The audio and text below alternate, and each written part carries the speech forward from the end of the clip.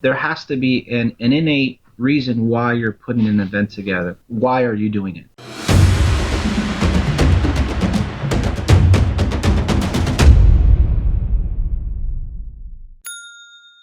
The most important thing is, why are you doing it? There has to be an innate reason why you're putting an event together. Looking back, whenever I did host an event, there was something I wanted to fulfill. There was a void. There was maybe a lesson or a message that I felt needed to be shared to the community.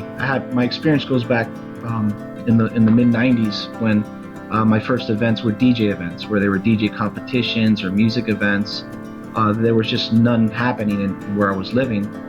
And then that transitioned into additional music events. But there was always a why. I was like, this sound is not on the stage. This sound needs to be heard. People love this sound, but it's being drowned out by all these other events. So when it came to mindful events, I was reading the books. I was, when I was transitioning out of my music career into my financial career, I had to change. I was not comfortable with, talking to people. I never read a book in my life.